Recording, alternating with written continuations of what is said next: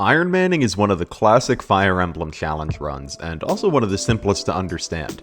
In an Ironman run, you just don't reset. If you miss an item or a recruitable character, or have someone die, you press forward anyway and deal with the consequences.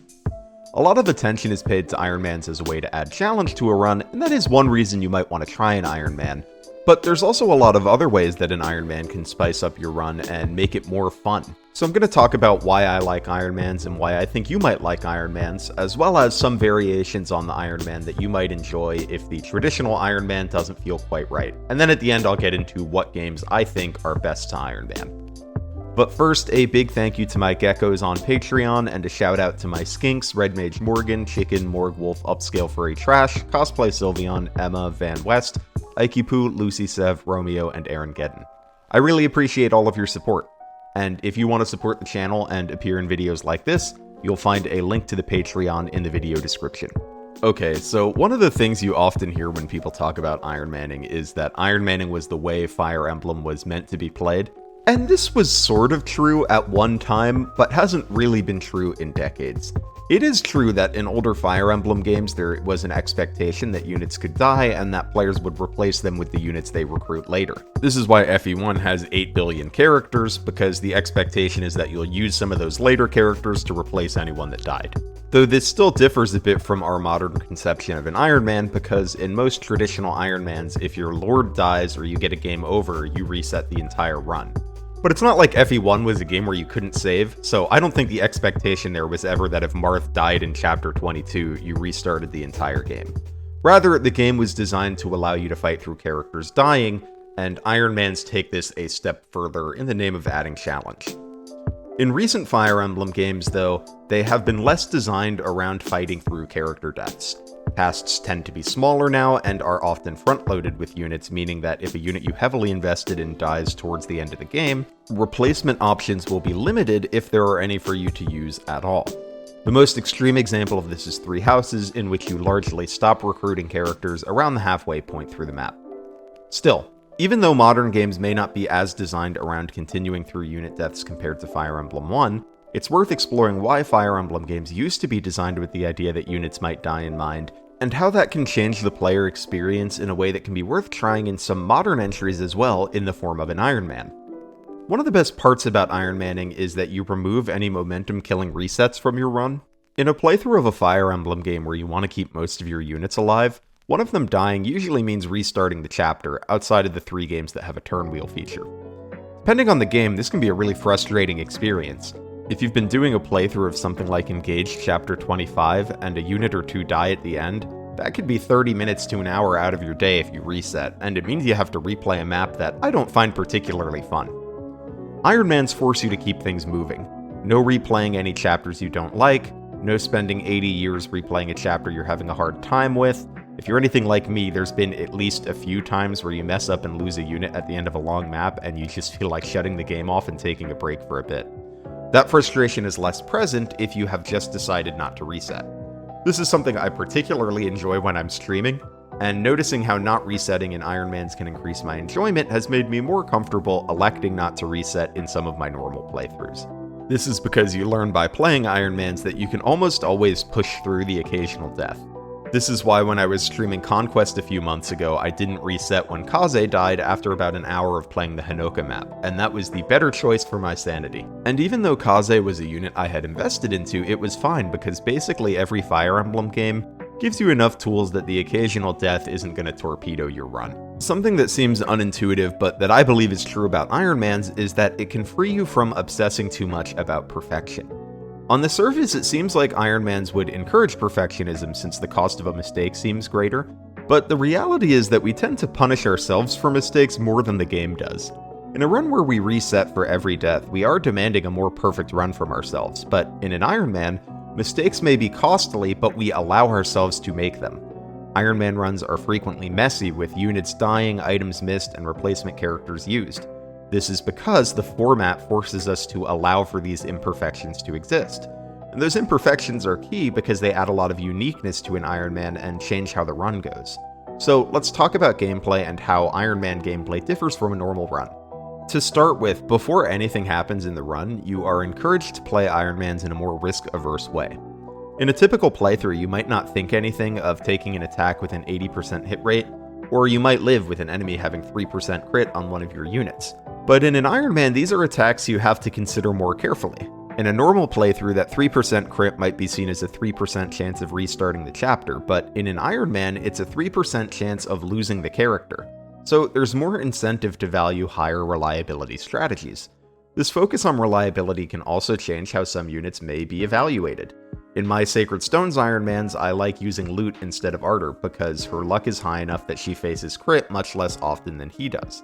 Similarly, a unit with shaky hit rates becomes more problematic in an Ironman where you have to focus more on reliability and where missing key attacks becomes more costly than usual. Where Ironman gameplay really starts to differ from a normal run though is once you make a few mistakes that you would normally reset for. When you make a mistake like a unit dying, that immediately changes your plans for the map and requires you to adjust on the fly. Here's an example from my Sacred Stones Ironman. Chapter 19 is usually a pretty simple map. You either hold up in the treasure room or you warp to the boss to end the map early.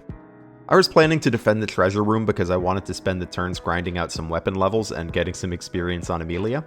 But I undeployed a few too many units and made the critical error of forgetting to rescue the green unit I was meant to be protecting. When I realized I didn't rescue the green unit, I had to completely change my strategy to an impromptu warp skip because there was no way I was going to get back to him in time. Normally, after noticing this, I would just reset. But since it was an Ironman, I had to try my best to finish the map quickly, which resulted in a really messy clear where multiple units died and I needed a lucky crit to get it done. These circumstances made this the most interesting and tense that map has been for me since the very first time I played it. Having to come up with a new strategy on the fly instead of resetting, and the entire run hinging on a single crit made for such a dramatic experience that is difficult to replicate in a normal run of a Fire Emblem game. So, playing an Ironman makes the effects of mistakes more interesting in the short term, since resetting isn't an option and you need to figure out a new solution. But the long-term effects of Ironmans are interesting as well. If you lose an important unit, there may be a replacement unit you can use, but that unit usually isn't a perfect one-to-one copy of the previous unit. And this can change your approach to every map going forward. Early on in my Sacred Stones Ironman, Chat killed Seth, and I spent the first Knight's Crest on Ford, but when I made a mistake in Chapter 9, Ford also died, and this meant that I had to make use of a lightly trained Franz, who importantly didn't have access to a Knight Crest for most of the game, which meant that I had to adjust to playing at a pace where none of my good combat units had more than 6 move, something I haven't had to do in my normal playthroughs. So Ironman's making you live with your mistakes can change your short-term approaches to maps and your long-term approach to the game depending on how many mistakes you make. And beyond making you approach maps in a new way, Ironmaning can add a lot of tension to any given map and encourage you to try out new units or reevaluate units in this new context. So Ironmans aren't just about challenging yourself, they're also about creating incentives to try new things and create more intense and unusual situations that you might not see in a normal playthrough. So Ironmans aren't just challenging, they're also unpredictable and fun. Beyond creating gameplay variation, Ironmans also allow for in-game storytelling that can really tickle the imagination. In that Sacred Stones run, when I lost Ford and was forced to shift to using Franz, there was a story there. Instead of being a young cavalier following in his brother's footsteps, now Franz is avenging his brother and becoming stronger to avoid meeting the same fate. Will he succeed, or will he meet his end like Ford did? That's up to the player. Broader narratives can even form depending on how many units die in a run. If you're playing Fire Emblem 1 or Shadow Dragon, whether Marth is a great leader that righteously leads his troops to victory with minimal casualties, or a child learning to lead in a situation where he's in over his head and facing numerous casualties, entirely depends on how your run is going. And this sort of storytelling is why I enjoyed my Fire Emblem 1 Ironman much more than my regular playthrough of that game. So Ironmans are pretty fun, but if you haven't done one before, they can be pretty intimidating. I didn't do an Ironman for a long time because the idea of restarting an entire run if you mess up and get a game over sounded incredibly punishing. If you're feeling similarly, there's a lot of variations you can do on an Ironman to make it a little less daunting, while still maintaining a lot of the Ironman experience, so let's go over a couple of those. My personal favorite is a soft Ironman. In a traditional Ironman, if you get a game over, that's it. The Ironman is over, and if you want to try again, you have to restart from Chapter 1. But in a soft Ironman, we make an exception to this. Like a normal Ironman, we don't reset for unit deaths or missed items or recruitments. but we do reset for game overs. So in Engage, if Boucheron dies, we suck it up and move on. But if a Lear dies, we allow ourselves to reset instead of restarting the entire run. I like soft Ironmans a lot because they're a bit more approachable than a normal Ironman. A lot of people don't want to Ironman because they feel they don't know the game they want to Ironman well enough, or because they don't want to have to reset an entire run 10 hours into it. A soft Ironman allows for a lot of the tension and variation that a traditional Ironman provides, but without the threat of restarting the entire run hanging over your head the entire time. The only thing you really lose in a soft Ironman is a bit of the challenge, if that's important to you, and also the incredible tension you feel in a standard Ironman when you're in danger of a game over on a late game chapter, and this can be a pro or a con depending on how much intensity you care for in your Fire Emblem run.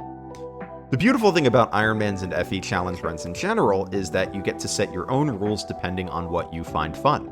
If you want to experience some unit deaths, but not too many, you could allow yourself to reset if more than a couple units die on a map. If you want the Ironman to be a little easier, you could play a modern game and allow yourself a couple uses of the turn wheel per map. Or do your Ironman on a lower difficulty. It's your playthrough, you should adjust it however you need to have the most fun. Beyond changing the rules of the run, if losing an Ironman seems a little too daunting to you, I would consider reframing the way that you're looking at the Ironman. In a lost Ironman, you still get to experience all of the fun an Ironman has to offer. You still get to experience unit deaths and the adjustments that they demand, so just because you lost the run doesn't mean that the run didn't have value. If I had failed to get the crit that I needed in Chapter 19 of Sacred Stones and the run ended there, I still would have had a great time in that run. So you can take some pressure off yourself by remembering that it's okay to lose the Ironman. You can still learn a lot and have a lot of fun in a lost Ironman. So after all that, hopefully the idea of Ironmanning a Fire Emblem game intrigues you, but if it doesn't, fair enough, it doesn't have to be for everyone. But if you are interested in trying an Ironman, I think some games are better than others for your first one, so here are a few games that I think might be a good starting place for an Ironman, and a few that I would not recommend. Note that I would always recommend playing a game at least once normally before you Ironman it. Most games have at least one or two tricky moments that are likely to trip you up the first time you play them, and that can be devastating to the health of your Ironman if you're not prepared for them. Most of the games I've talked about so far are older entries in the series, but if you're interested in Ironmanning a more modern game, Engage is a solid entry. It has a variety of replacement units, including a few that join later in the game, and a lot of your powerful tools are tied up in items and emblem rings instead of units. So if you have a unit die, you can often pass their emblem ring and forged weapon onto another unit, and then have them start performing well right away. The only downside of Engage from an Ironman perspective is that the cast is a little bit front-loaded. You do get units until the end of the game, but you get a higher volume of them in the early to mid-game, so if you have a lot of deaths after Chapter 16, you might start to run out of great replacements. The other thing worth noting is that Engage is the hardest game I'm going to recommend here, so you'll be in for a challenge if you want to play in the highest difficulty, but you can always try it on hard or normal first if you're worried about that. Next up is a game on the easier side, Fire Emblem Path of Radiance. Path of Radiance has a couple things going for it that make it a solid first Ironman. The big one is that it's one of the easiest games in the series, so it's a little harder to make huge mistakes, and any mistakes that you do make are a bit less punished. The other thing that makes Path of Radiance good for Ironmanning is bonus experience. Bonus experience is a resource that builds up as you play the game and that you can spend to level up units between chapters. This can be used in a bunch of ways, all of which are great for an Ironman. One popular choice is dumping the bulk of your bonus EXP onto one or two units, and this creates a ridiculously strong unit that can dominate maps. This is great for an Ironman because supercharged units are pretty unlikely to die even if you don't position them perfectly. Another option is that you can hold on to your bonus experience so that if a unit does die, you can quickly get a replacement up to speed by dumping some bonus experience into them. And if you do this method, you'll pretty much never run out of adequate replacement units. Another nice thing about Path of Radiance is that you don't need a promotion item to promote a unit, so you can't end up in a situation where you spent all of your promotion items and can't promote a new replacement unit. The game also doesn't have too many mean tricks, so even if you're not incredibly familiar with the game, you still have a good shot at success with a Path of Radiance Ironman. Lastly, I would recommend Fire Emblem 1 and its remake Shadow Dragon as great Ironman games, but for slightly different reasons. In both games, you have a ton of replacement units, with Shadow Dragon even providing you with an infinite pool of generics to bolster your army. Despite this, I actually think Fire Emblem 1 is a slightly better Iron Man game, just because Marth is so awesome in it. Marth being powerful means your lord is less likely to die, and that you will always have access to at least one good combat unit no matter how many deaths occur. And Fire Emblem 1 is also just a notably easier game than Shadow Dragon. But if you don't want to deal with FE1's old school playstyle, Shadow Dragon is a good Iron Man 2, though it can be very difficult on the harder difficulties. Earlier, I said that Engage was the hardest game I was recommending for your first Iron Man, and that is because I would not recommend Hard 5 Shadow Dragon for your first Iron Man. Fortunately, Shadow Dragon provides us with a variety of different difficulties to choose from, so if you like the idea of unlimited generic replacements, but don't want to deal with Hard 5's enemy quality, Hard 2 or 3 can be great for a first Iron Man. Both these Arcane games are great to Iron Man, but something you should be aware of is that they both do make pretty heavy use of ambush spawns, or enemies that spawn and immediately move, so those might catch you by surprise if you haven't played the game a time or two. Just something to be aware of. So those are the games I would recommend for a first Iron Man, and here's a couple that I would not. I'm not saying you can't Iron Man these games, every game in the series can be Iron Manned. I just wouldn't pick these for your first one. Fire Emblem Three Houses is an awesome game, but not to Iron Man. You don't get many recruits after the halfway point, which can make it very difficult to replace any of your invested in units should they die later in the game. Even if you recruited other characters early, it can still be difficult to get them up to speed in a timely manner, as they will likely need levels and tutoring sessions to get where you would like them to be. Additionally, Three Houses has some mean tricks on its highest difficulty settings, such as very powerful ambush spawns, which are likely to catch you off guard if you aren't pretty familiar with the game. In a normal playthrough, this isn't the end of the world, you just Divine Pulse if you get ambush spawned, but in an Iron Man playthrough, losing a unit in situations like this is pretty frustrating. So I wouldn't try a Three Houses Iron Man unless you were very familiar with the game already. Path of Radiance was a great choice for an Iron Man, but I would have a harder time recommending Radiant Dawn. This is mainly because it's a game loaded with game over conditions. In most games, you get a game over if the Lord dies, and maybe there are a couple maps where losing a different unit gets you a game over, but Radiant Dawn has a lot of game over conditions. This is frustrating for two reasons. One, it makes an Iron Man of Radiant Dawn quite difficult. Normally, using a non-Lord unit just means you have to replace them or work around their absence, but in Radiant Dawn, it can often just mean the end of the run. The second reason is that part of the fun of Ironmans is that you can and will lose units. Even in a soft Iron Man, which works around the game over issue, there are still so many chapters where units just can't die without forcing a reset that cuts into some of the fun that you can have with an Iron Man. So for that reason, I think other games are better choices for your first one. As for all the other games in the series, I think they're all okay to Iron Man as long as you're familiar with them. Even games known for being difficult, like Thracia or Conquest, are achievable if you know the game well. So if none of the games I recommended appeal to you, or if you just really love a different game, try it. The worst case scenario is that you lose the Iron Man, but that doesn't mean the experience won't have value.